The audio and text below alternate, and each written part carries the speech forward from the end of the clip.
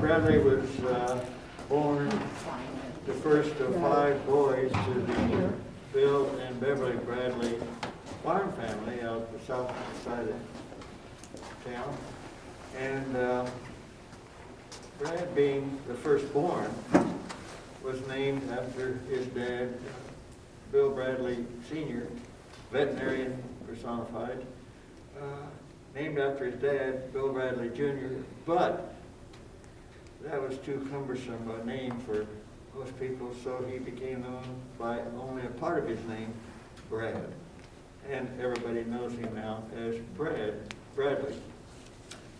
Brad endured my teaching in advanced biology at Lawrence High School in the early 70s. Survived, did well, went on a number of the field trips that we offered available for students that were interested. Went on a little jaunt to the Florida Panhandle for 8 days, one spring field trip, snorkeling, tide pooling. We went up to near the Okefenokee into the pine woodlands up there on that trip. The next year we decided, because of an invitation from one of our early students, we decided to go to Hawaii Island for our spring trip. We'd never done a trip by airplane before, but we did it. And Brad was part of that expedition too. He learned how to snorkel besides at the pond next to where they lived down south of town. I've kept up with Brad. We've kept up with one another for all these years. And he's been on some of our other field trips. He is noted as capturing the largest checkered garter snake ever found in Kansas. Please be impressed. He was also with us one winter to collect live porcupines out into Martin County. I kept live things like that, besides students, in my classroom. And we kept Barbie, the porcupine, for as long as we could stand the aroma. And she gave birth, in fact, to a baby. Whole other story. But Brad, we've kept up with him as he completed his law degree in environmental law here, practiced law for a couple or 3 years, and then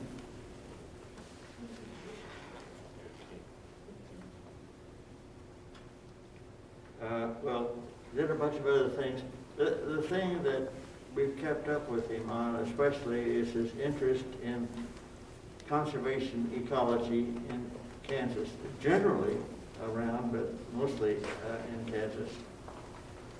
Ended up being an active member in the Nature Conservancy and is completing his remaining year as chairman of the board of Nature Conservancy. He'll be off at, I was going to say the beginning of the year, but the year's beginning, isn't it? Within the next few weeks. Stay on the board there with Nature Conservancy, but he's been a major contributor to that group, which I consider to be the preeminent group of conservationists in Kansas. We have 6 or 8 others, all of which, by the way, send begging letters. You get them, I suppose. And I've tried to encourage them to all get together. Let's just have one good group and one begging letter. Doesn't happen, but that's okay. Brad is going to discuss with us today his continuing interest in applied conservation. I'll put it that way. Has purchased, his old family farm down near Fort Scott, and is managing that to recondition it from crappy ground to better than crappy ground, and has purchased a big chunk of land over on the infamous Missouri borders southwest of us that used to be mined for coal and other stuff was spoiled badly for a number of years, and has finally been being reclaimed largely because of what Brad is advising and supporting. Anyway, Bradley will talk to us about what it says on the sheet. Thanks, Dan. Is it okay if I Sure. take this off for the people that are going to listen to this on the film, on the video? Pleasure for me to be here today. Last time I was in this building was 21 years ago this month for my dad's funeral. But I attended here from middle school through law school. That was many years ago. So, talking about agriculture, I grew up on a farm, as Dan said, but I did not go into farming. It did not make sense to me the way that we were farming back then. As my brother said, I thought the purpose was to make a profit. We didn't seem to be making a profit the way we were doing it. I think it was more of an exercise to raise 5 boys than it was to make a profit. But, we farmed in a conventional manner. Conventional manner means tilling the ground, planting, trying to keep the area between the rows clean, using herbicides to help do that, as well as cultivation, and insecticides if you had infestations of pests, and then harvesting the crop when it was ready.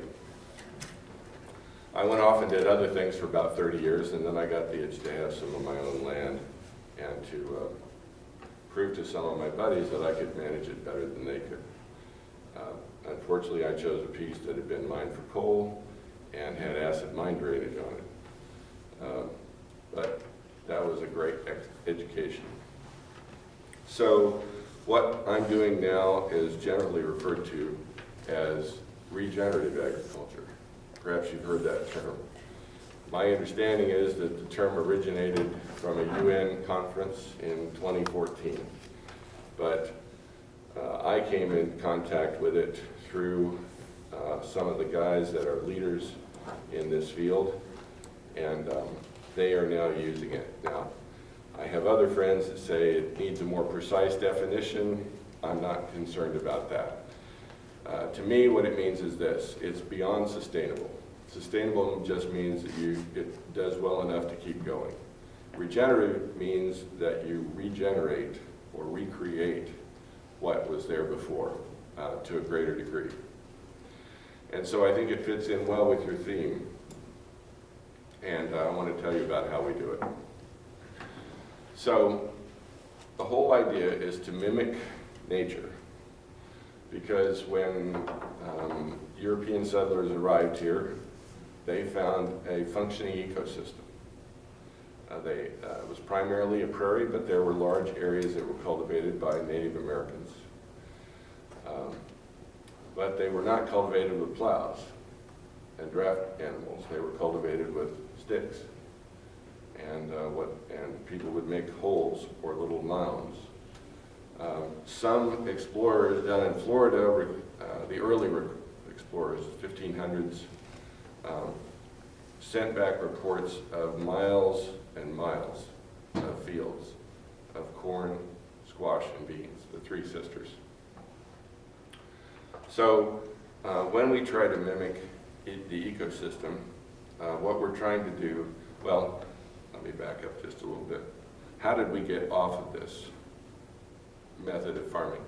When my great-grandfather moved to Kansas and farmed, they were practicing many of these principles that we use today. Not all of them, but many of them. The principal difference was they plowed the soil and turned it over. But they used what they called green manure. They planted a crop that was not to be harvested let it grow up, and then they plowed it under to nourish the soil. That's sort of what we are doing now. How did we get away from this? I'm going to give you several book titles and authors, and you may care to look these folks up and read their books. They're all readable. They're all written for lay people and not for experts. One of them is David Montgomery. David Montgomery wrote a book. He got a MacArthur grant. He's a geomorphologist at the University of Washington in Seattle. And he got a MacArthur grant because he went around the world studying erosion. And he wrote a book about it and its role in the decline of many civilizations around the world. It's a great book. I don't care for the first chapter. It's a little hard to get through, but after that it gets really good. So I recommend that book to you. It's called Dirt. In the process of that journey, he discovered that there were some places that were growing soil instead of losing soil, that were increasing the amount of soil they had instead of eroding it away. And so when he got back and finished his first book, he decided to write a second book about those areas that he had visited that were growing soil. And what he did was basically chronicle or document what those of us who are practicing regenerative agriculture are doing. How does it work? Well, in nature, at least 90% of the plants that grow have a symbiotic relationship with a fungus in the soil.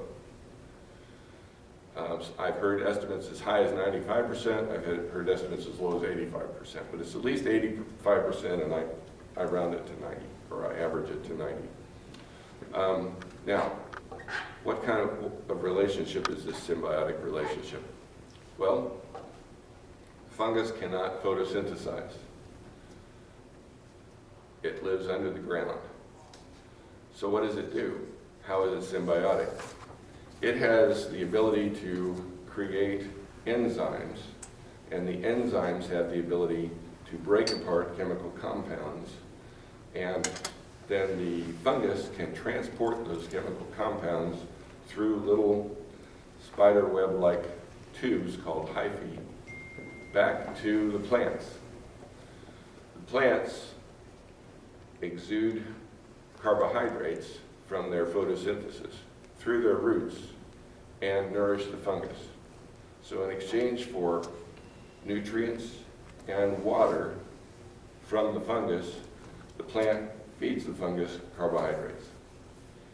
Some studies have indicated that depending upon the plant and depending upon the time of the year, more than half of what the plant produces in the form of carbohydrates, which are sugars, are given to the fungus to help it live.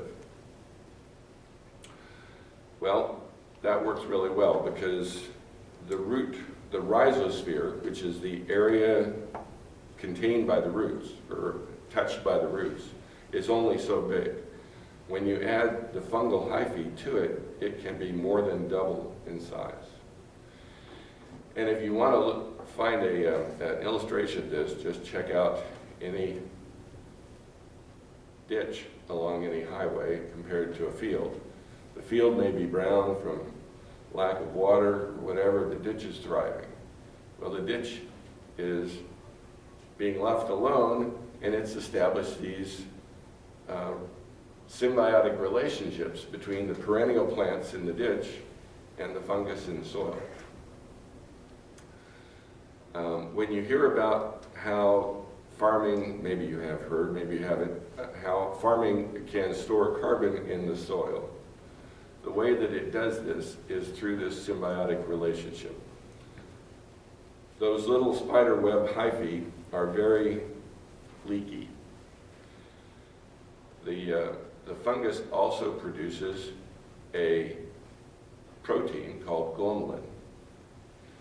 Glomalin leaks out into the soil through these hyphae. The protein is mostly used to line the hyphae to keep them from leaking so much, but in the process it leaks out into the soil.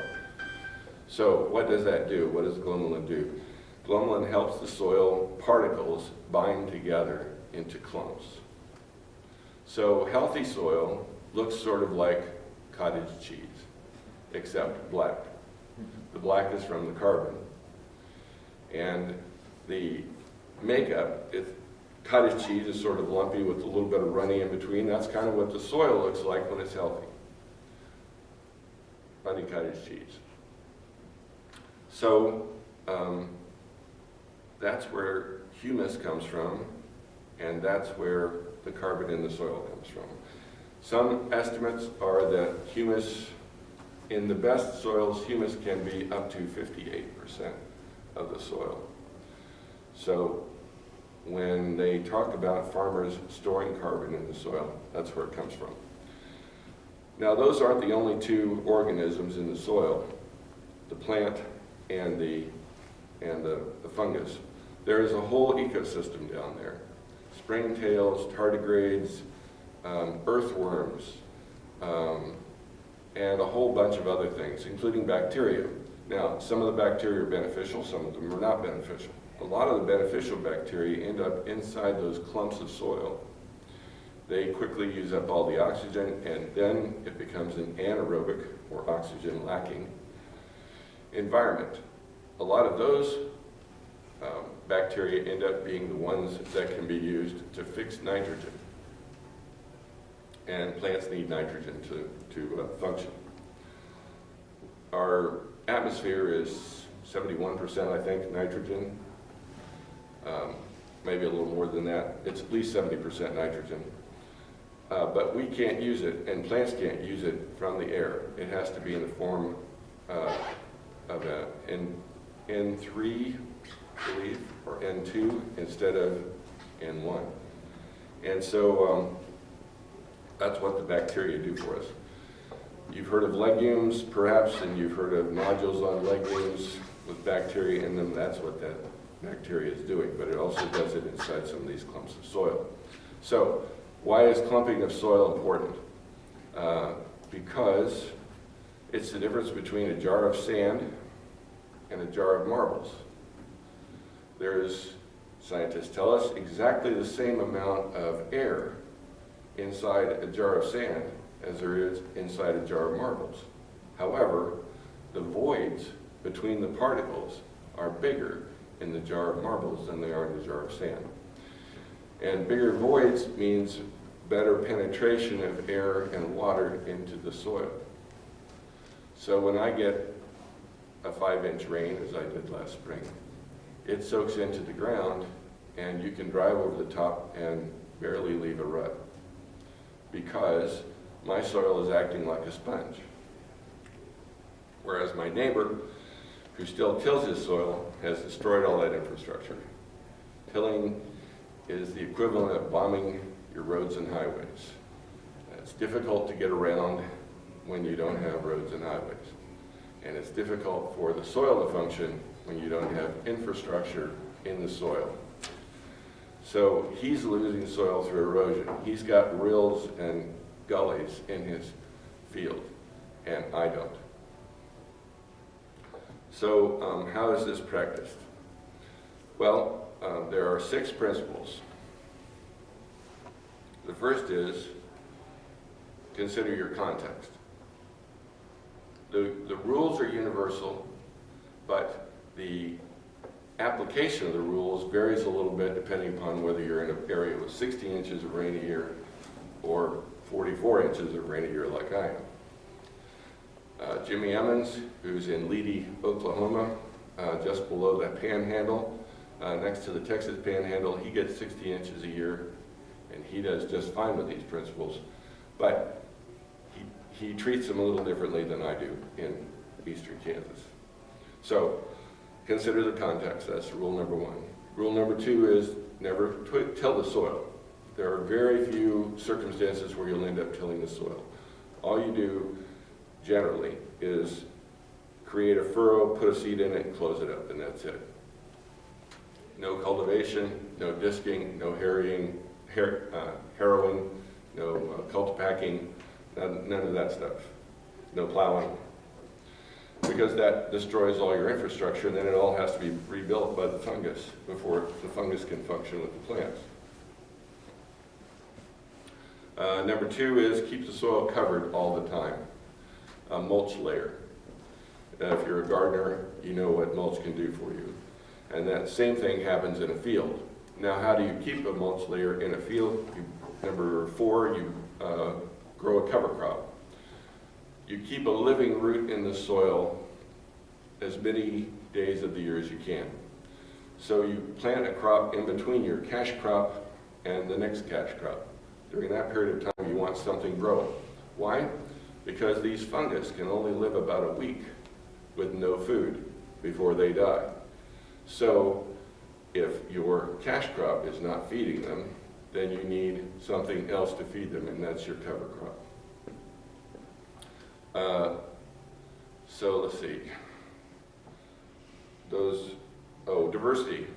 So it turns out different plants pull different nutrients from the soil. And cattle know this. Other animals know this too. Sheep know this. Fred Provenza at the University of Utah has done a lot of work in this area. From day to day, cattle will select different plants based upon what their body is telling them they need that day. And so this day they may eat lead plant. Tomorrow they may eat wild indigo. The next day they may eat crimson clover. Just depending upon, now that's not the only thing they eat, but it's the thing they tend to start out with. Whatever their body's telling them, they go to the plant that meets that need. So when you're growing a cover crop, diversity is good, more diversity is better. One seed in the soil for a cover crop is okay, but really you don't start getting the best benefits until you have at least a mix of 4 seeds. And a lot of the farmers that I know are using as many as 16 or 32 seeds mixes. And the diversity just helps everything grow better. Let's see, I think the last principle is livestock impact. So when we use these principles, our crop fields begin to mimic perennial prairies, the type of prairies that the European settlers discovered or encountered when they came to Kansas. Those prairies had been functioning for many, many, many years, thousands of years, and that topsoil was deep. As a matter of fact, the tremendous yields they were talking about when they wrote back home, many of those settlers, were in part caused by the fact that they were, once they plowed the prairie, they were mining the richness of the soil that had been built up by those perennial plants. And it wasn't just the seeds they were growing, it was the quality of the soil they were. But gradually over time, that quality went down with their farming techniques. And so animal impact is important for a couple of reasons. Grazers and plants evolved together. The grazers graze the plants respond to the grazing. As a matter of fact, there are bacteria in the rumen of the ungulates, the four-chambered stomach animals, and in the colons of the animals like horses and burros who don't have 4 stomachs but still graze, that inoculate the soil. So when they defecate, their manure can inoculate the soil with good bacteria, which is then used in the soil ecosystem to produce better plant material for the grazers to graze. So they can inoculate the soil. There's a stimulus response when they graze. Not when they overgraze, but when they graze the plant responds with more vigorous growth to overcome the fact that it's been grazed. And I also experienced this when I burned my prairie, burned my pastures. The next year, the woody plants come back twice as strong. And you have to burn them multiple years if you're going to eliminate the woody plants from your pastures with fire. So, what else? Oh yes, the urine is urea. Bacteria in the soil convert that to a nitrogen fertilizer, so it helps fertilize the soil. The manure, of course, everyone realizes is a fertilizer for the soil. And then there is the hoof action. The hoof action breaks the crust on the soil and helps the seeds that have, in the natural prairie, they've blown off or dropped off the prairie plants. It helps them achieve soil to seed contact, which is necessary for them to germinate. So the animal's hooves actually help plant the next generation of plants. So where do I go from here? Okay, so the crops that we grow today, with the exception of fruits and nuts, are primarily annual crops. And annual crops have to be planted every year. Some of those annual crops are also weeds. We don't grow those weeds necessarily, but they're a part of nature and they're annuals. Annuals have a place in nature. They have a role and a function in nature. They are the pioneers. They are the ones that set out to colonize bare ground and convert it into an area that's covered with vegetation. So here are the farmers farming conventionally who are trying to keep the area between their rows of crops bare so that there will be no competition for water or nutrients between their plants and the weeds. And here are the weeds trying their best to do their role in nature, which is to colonize this bare ground. And it's been fascinating to watch this battle of evolution, because as we come out with new pesticides, herbicides, they respond with the ability to overcome those herbicides. New herbicides response back and forth, and this is happening all the time in our fields. Now, what do the annual plants need to grow? Well, for one thing, they need that bare ground, so they need exposure to the sun. And if you keep that mulch layer on top, the cover crop layer, and there are a couple of ways to terminate it. One is with an herbicide, and the only herbicide I currently use on my farm at all is to terminate the cover crop. But I'm experimenting with what's called a crop roller, which breaks the stalks of the plants. Problem is, the timing is a little tricky on the roller. You have to have a stalk that is at a sufficient stage of maturity that it will break when you roll it. Otherwise, it just bends and stands back up. So if you're going to terminate with the roller, you have to hit it at the right time. And sometimes it's too bad, or sometimes there are other problems. So that mulch layer prevents a lot of germination of weeds. And as a result, you don't need as much herbicide. You don't need as much weed control between your rows. And that's a very good thing. It cuts down on the number of chemicals in the soil. Now, because the fungus can bring these nutrients back to the plant, you need less fertilizer. Because there are clumps in the soil that have bacteria in them producing nitrogen, you need less fertilizer. And so if you can eliminate, think of it today as like this. Here's the crop price that you get when you sell your cash crop. Once you've done everything conventionally that you need to do, some farmers are losing money with the costs, some farmers are barely making money with the costs.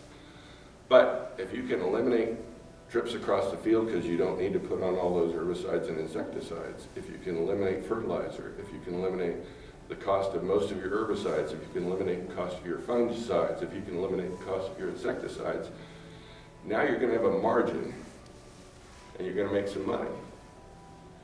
And so this type of farming is actually more profitable than the current type of farming. How do we get off on this path of using what I call conventional farming techniques? It turns out that at the turn of the last century, there was a lot of mining of guano from islands off the coast of Peru and other places where the seabirds had built up big deposits of guano, and this was a highly valuable commodity around the world used for fertilizer. During World War I, the Allies blockaded Germany, and they were unable to get this fertilizer from Peru or any other source. So they turned to their chemists and they asked them to invent a synthetic fertilizer, which they did, and they won a Nobel Prize for it. It's called the Haber-Bosch process. It's a chemical process that uses ammonium to convert into nitrogen fertilizer. And since I grew up in Lawrence, I'm old enough to remember that there used to be an ammonium fertilizer plant east of Lawrence on 23rd Street that did essentially the Haber-Bosch process to create synthetic nitrogen fertilizer for farmers. Now, it turns out that that chemical compound is not only good for fertilizer. Did anybody think of what else it's good for? Explosives. Yes, explosives. If you remember the Timothy McVeigh Oklahoma City bombing, that bomb was ammonium fertilizer, ammonium nitrate fertilizer, and diesel fuel. The Germans quickly realized that this was possible, and they used this as an explosive. One of the terms in the unconditional surrender documents that the Germans had to sign after World War I was that they would disclose the Haber-Bosch process to the Allies. So now the Allies knew how to do it too. And along came World War II, and a lot of chemical plants ramped up and produced munitions. And then now the war's over, and what are they going to do with all this capacity? They turned back to fertilizer. And lots of GIs are going to agricultural colleges on the GI Bill. And the farmers are saying, or the professors are saying, look at this new thing that we can do. We dump this fertilizer on these plants, it jacks them, it makes them grow. And so all those boys went home to the farms and said, Dad, we've got to farm differently. And he says, well, I've been doing this and your grandfather's been doing this for a long time. And he says, no, this is better. So they all converted to chemical farming. And that's pretty much what happened with my family. I can remember as late as 1964 plowing under the native prairie on my grandfather's place. I wasn't doing it, I was watching so that they could plant a new type of grass that would be better for grazing. And so along with this came a recipe for farming that included lots of tillage. They had been plowing under the manure crop, the green manure crop. Now they plowed every year whether they needed to or not. They disked because you had to have a perfect seed bed, a nice flat, smooth seed bed in order to insert these seeds. It treated the soil like a sterile growth medium, when in fact a good soil, the difference between a dirt and a soil is a living ecosystem. And so what the guys who practice this are discovering is that a lot of the problems that their crops have, army cutworms or army rootworms and other insect pests, are controlled or mostly controlled with this type of farming, because you have beneficial insects and beneficial organisms in the soil. A lot of fellows also have pollinator strips through their fields. Now, why would you do that? Give up some of your acreage from production. It turns out, according to Iowa State and the studies that have been done there, you can put as much as 10% of your field into pollinator strips and gain 10% in your yield, so you come out equal. But the advantage of the pollinator strips is this: you have a reservoir of beneficial insects that are ready to swoop in to your field. And actually, my farmer experienced this himself. He went out to his wheat field one year and saw that it was covered with aphids. He said, I reached for my phone to call the co-op, and then I thought, I'll give it 24 hours. The next day he came back, and the field was covered with ladybugs. And they were all eating the aphids, because that's what ladybugs do. They eat the aphids. And then the next day, the field was covered with bees and wasps who were cleaning up the sap that had leaked out of the stems where the aphids had been eating and had been eaten. And so they were no longer there to eat, and the sap was still coming out, and the bees and wasps were cleaning up the sugar. So that was a pretty powerful example for him. So I learned about this at a school. I came home and said, this makes a lot more sense than what we've been doing. So we're going to do this. And I didn't really give him a choice. I have East Farms and West Farms. My East Farm guy is the one I've been talking about. The West Farm guy decided he wasn't interested, so we terminated our relationship. And the East Farm guy, here's what happens when you come off this. And they're working on ways to prevent this. But right now, or at least the first guys, and including my guy who I forced to do this cold turkey, they suffer a yield dip for about 3 years. And that's because your organisms in the soil are rebuilding. They're rebuilding the infrastructure, they're rebuilding the fungus, they're rebuilding all these other things. And it takes a while for that to happen. And until that happens, your yield dips. So there are various people that have tried different things, cutting 25% a year for 3 years, and then you're done, and so forth. Because honestly, your plants, here's what plants do when you give them artificial fertilizer. They kick out the fungus. The fungus, on evergreen trees, they also function this way. They have an ectorhizal fungus, which means the fungus kind of encapsulates the root like this.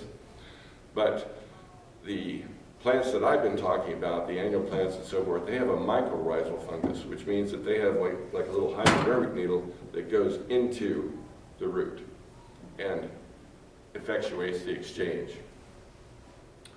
So the plants kick the fungus out.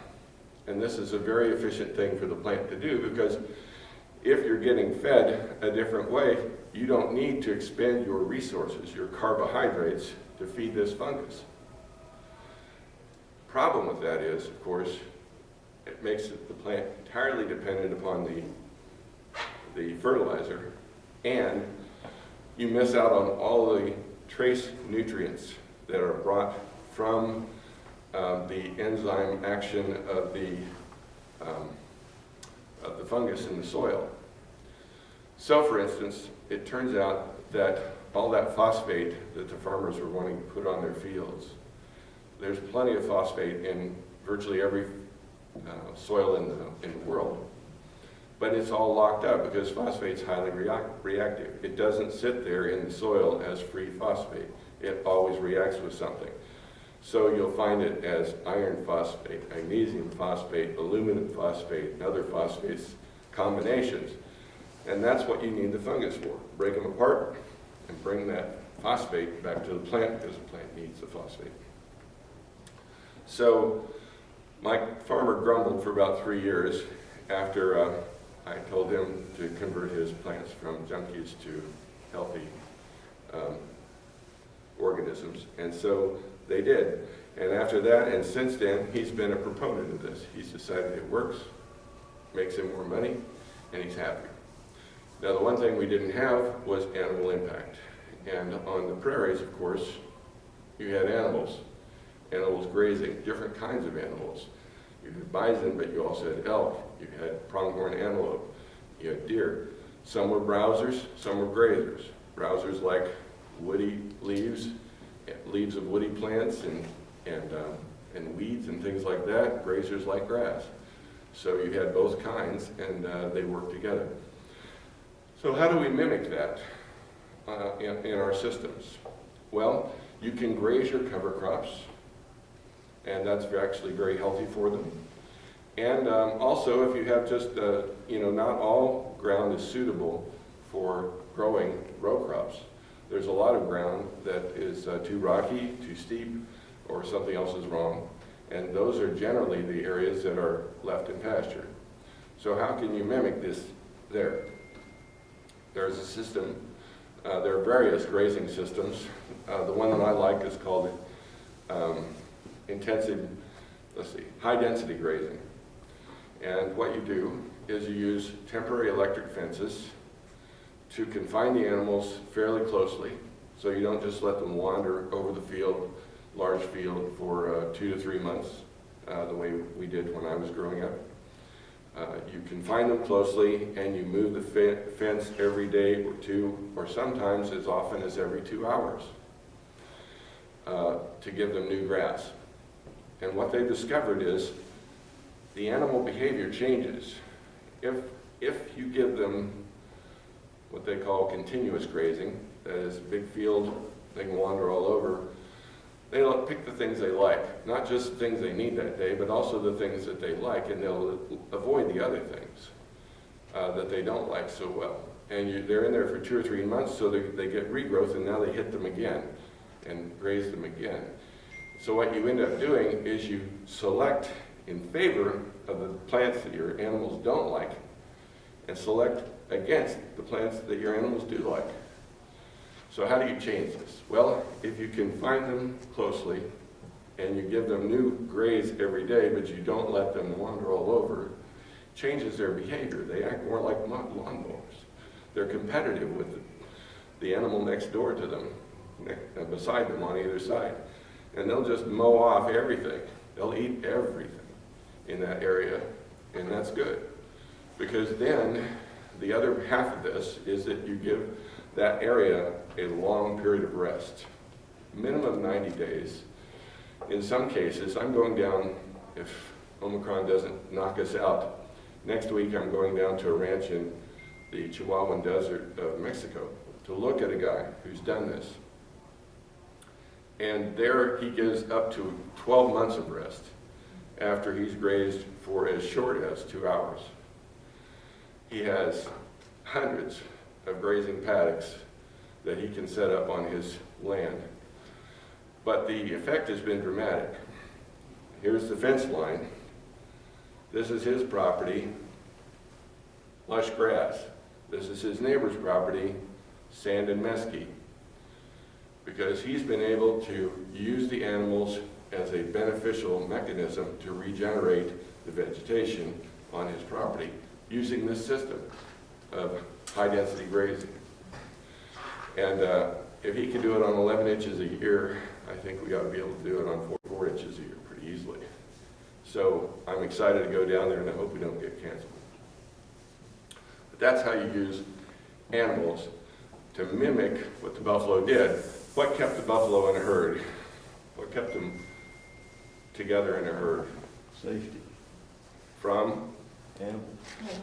Safety from wolves. Wolves specifically. Mountain lions were also in this area. They tended to specialize in deer and other ungulates, but the principal predator for buffalo was wolves. The wolves kept them packed together, so then they were crowded together like the electric fences crowds our cattle and moved through an area eating. They migrated from north to south and from south to north. And so when they did that, that meant that wherever they had grazed, got a lot of fertilizer and urine, got a lot of hoof action, and then got a long period of rest. That's what we're trying to mimic on our farms. And it's working pretty well, I gotta say. So what questions do you have for me? I just want to say first, that's a great explanation.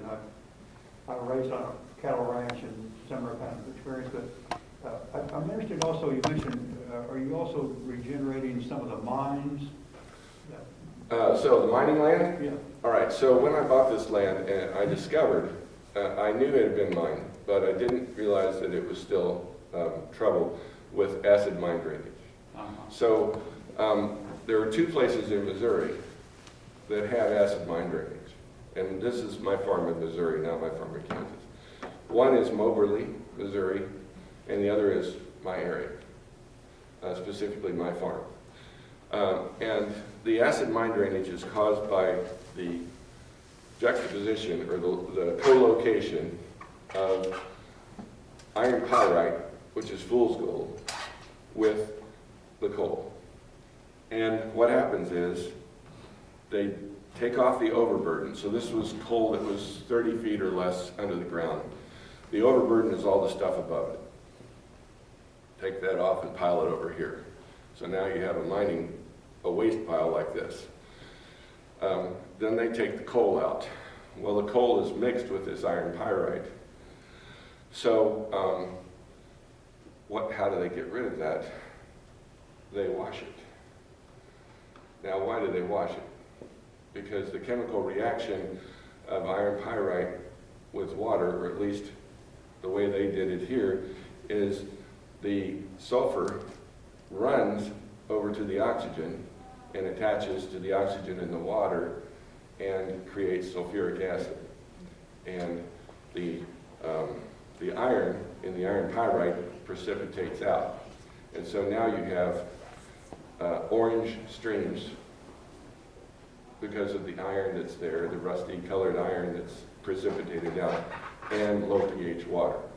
Now, in my case, that land was mined in the second half of the 1940s. And I've recreated all this, so I didn't know this at the time. This is a lot of historical research and Freedom of Information requests and so forth. After about 4 or 5 years of mining in the area, and what they did was they mined my property and then they made it a hub, and they built a railroad spur into where my land is.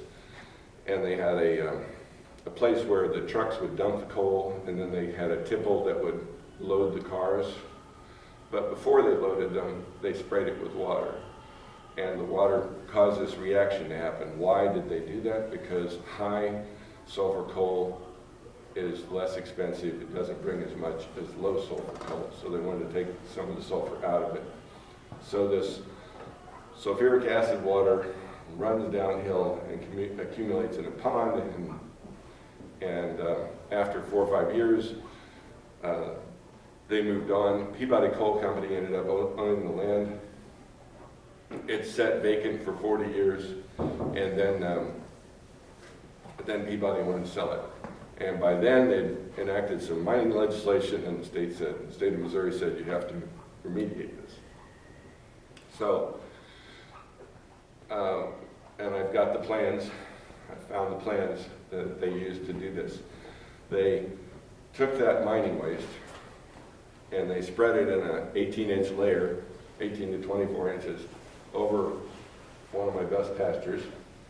And then from 4 surrounding pastures on my land, they used a land scraper, that scrapes the soil and accumulates a whole bunch of it and dumps it, and put a layer of about 2 feet of soil on top of it.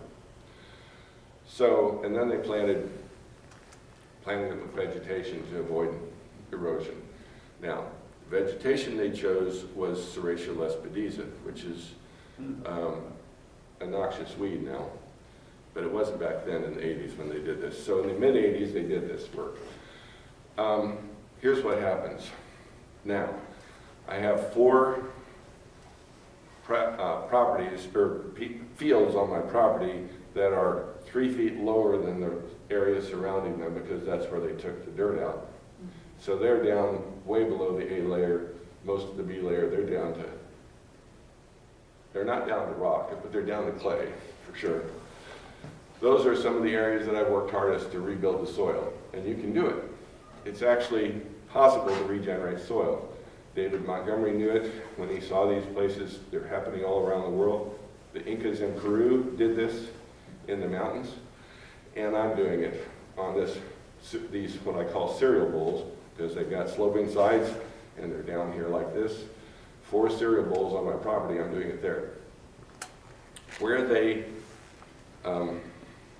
covered it over, spread it out, covered it over. I had to kill all the serratia and replant it with native warm season grasses, which are native to this area. The water, rain falls, percolates to the ground. When it hits this gob layer, gob is what they call mining waste. When it hits the gob layer, it migrates out to the stream. But the same reaction occurs because this stuff has still got unreacted sulfur. So the streams are all orange, and somebody before me, between the time that this was remediated and the time that I got it, had built a 13-acre lake, beautiful lake. Well, I had a pond guy come out and help me with the lake, and he said, "There's something wrong with this lake. It looks like a swimming pool. I can see clear to the bottom, and it's 14 feet deep. So there should be a lot of plankton in there to feed the fish. There's no plankton. I don't understand what's going on." Well, among the things that I did was to buy a semi-trailer load full of caustic, which is pH 14. Because, why did I do that?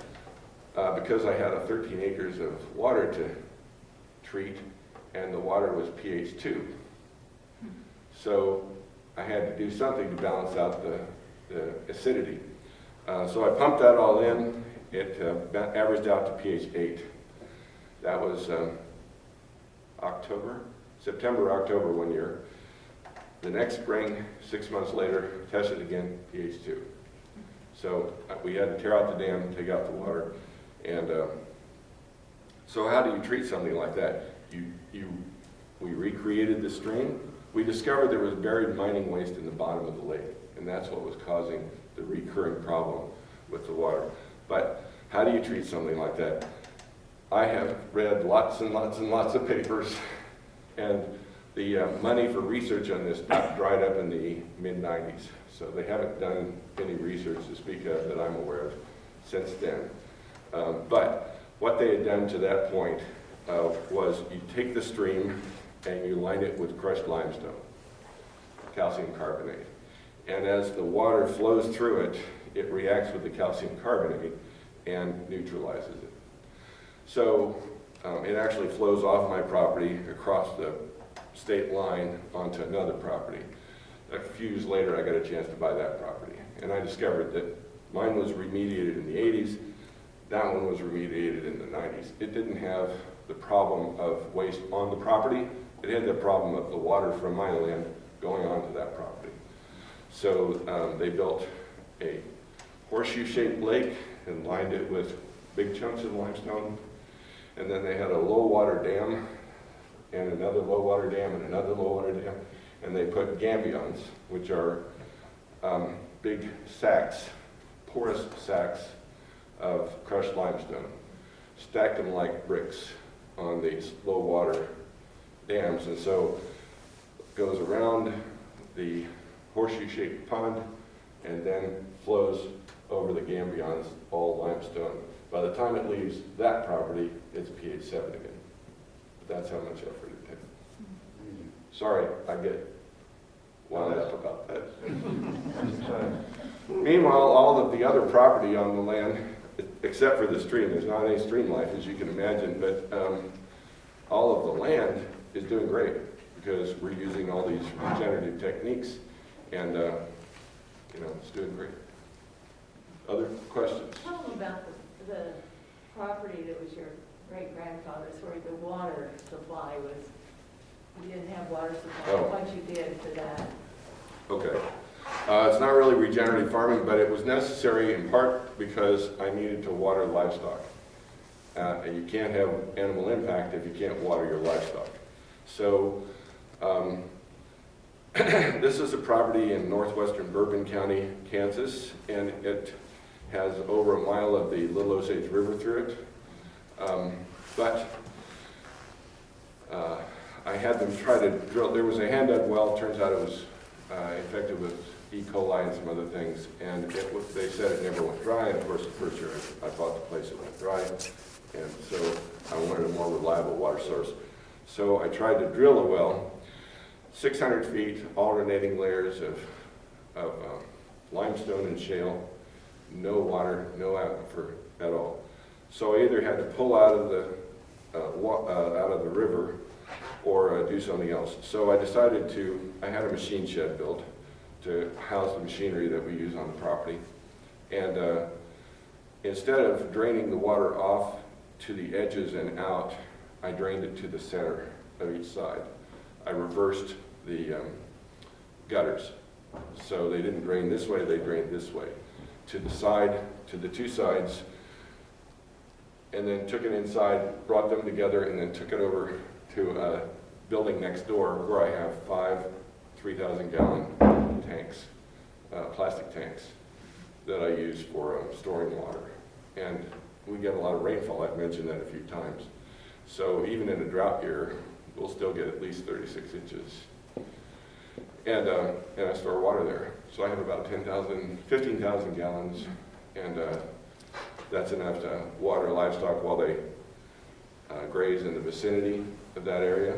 It's also what we use for, I have a little cabin down there, that's what we use for that. So, other questions? Yes, sir. You use movable electrical fences to Yes. keep cattle. Yes. It probably doesn't work if you did like keeping dogs in the yard.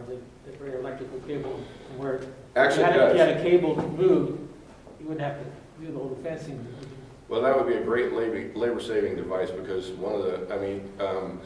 the people that use this regenerative agriculture talk about the fact that they now have time to take a vacation because it's not as intensive. You're not making so many trips across the field and stuff.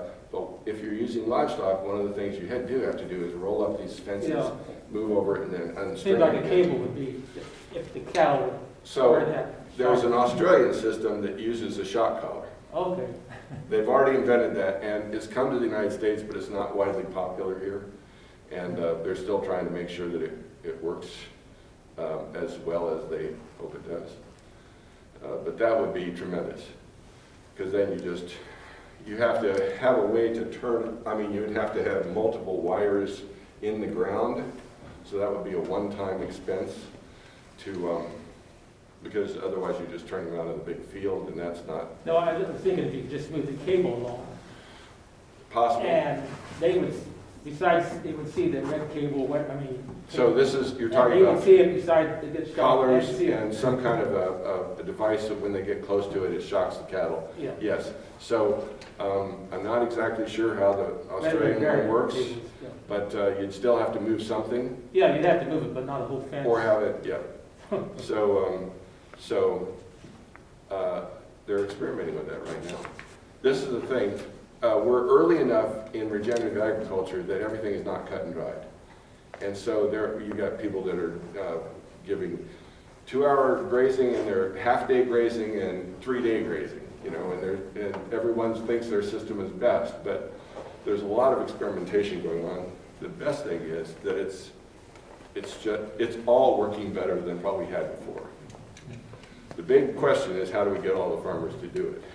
And that's a real problem, and I brought one article with me.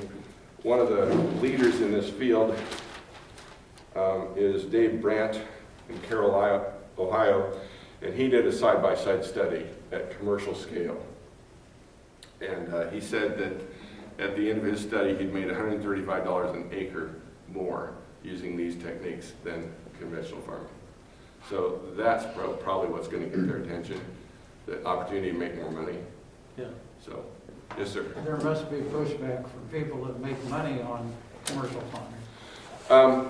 The problem is that we're showing it works. No, I'm talking about the Pushback from people that make money on farming. So a lot no, of I'm them. talking about people that make fertilizer and, So Monsanto is one of the biggest partners of the Nature Conservancy. They see this light at the end of the tunnel, that this is what's going to happen whether they want it to or not. And so they have partnered with the Nature Conservancy to try to figure out ways to do this. You're also seeing the rise of a tremendous number of additives. Add this to your soil and get instant instant bacteria, instant fungi, instant everything. Put this on your seeds, you get an instant biome for your seeds. And so you're seeing a lot of additives come on the market that are kind of replacing the things that conventional farmers were doing. There are always people looking to sell you something to do something better, whether it does it better or not. Well, I hate to interrupt us, but I'm going to ask you because of time. You have been superb. Thank you so Thank you. much for Thank you, doing sir. that. I must say that lettuce, we're advocating and we're collaborating with the county to try to decrease the use of chemicals. And what we need to do is educate the county on some of the issues you're talking about in terms of pollinators. Well, I know several people in Douglas County that are doing this and know about this, and some of them are on the Extension Council. So, That'll be good. I want to get their names. Okay. With you later. All right. So thank you so much. Yeah, thank Really you. appreciate it.